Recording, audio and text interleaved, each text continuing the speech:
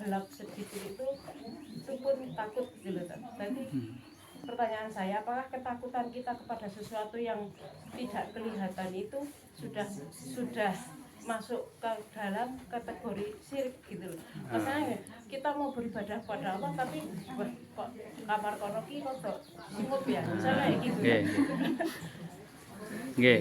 Baik.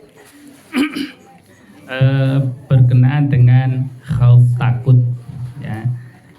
Saya mau bertanya kepada ibu-ibu. Ibu-ibu kalau ada segawon, ada anjing nyuwun sewu nggih, di jalan anjingnya galak, ada 3 lagi.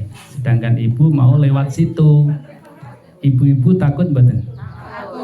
Takut kecatek, kegigit anjing tersebut. Nah, takut yang semacam itu namanya takut tabiat. Umumnya orang kalau dekat-dekat dengan binatang buas itu pasti ada rasa takut. Takut yang semacam itu tidak mengapa. Oke. Jangan malah memberanikan diri. Wah, saya nggak takut kecuali kepada Allah.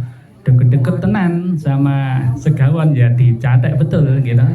Nah, begitu juga ketika di kebun binatang ada kandang macan, ya kan? Ibu karena udah ngaji bilangnya, wah saya tidak takut kecuali kepada Allah. Nah, itu benar, tetapi ya takut kepada binatang buas itu diperbolehkan dan itu tidak termasuk kesyirikan.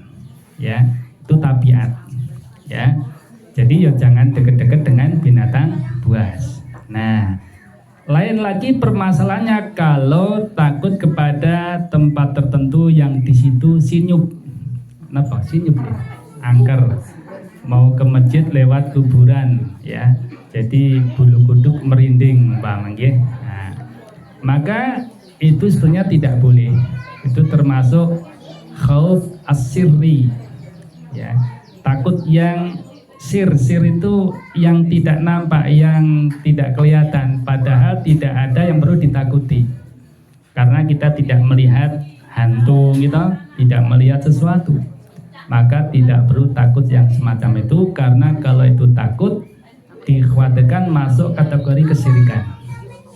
Ya, jadi ibu mau lewat pas malam-malam, ada pohon beringin lewat situ, tidak perlu takut, bismillah. Ya, kalau ada yang ngedeni, ya, bacakan ayat kursi, kan gitu, baca.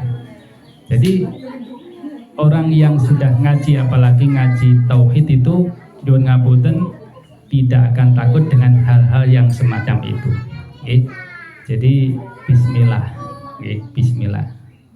Walaupun terkadang ada rasa takut, tetapi kita mengingat takut yang semacam ini karena di situ belum tentu ada hantu. Kalau kita takut, nah berarti tauhid kita itu dipertanyakan. Jadi tidak perlu takut. Ngaten nggih? Nah, beda kalau dengan binatang buas tadi. Itu tabiat, tidak mengapa. Bisa dibedakan ya, Bu? Ya, jadi apa yang perlu kita takutkan tempat tersebut, ya kan? Itu nggih. Padahal kita tidak melihat hantunya. Tidak perlu kita takut. Nah, kita ada doa kalau lewat situ, bagaimana Pak? Ya, kalau takut ada rasa khawatir ada yang mengganggu, begitu nggih, baik binatang buas maupun yang lainnya. Doanya apa, Ibu-ibu?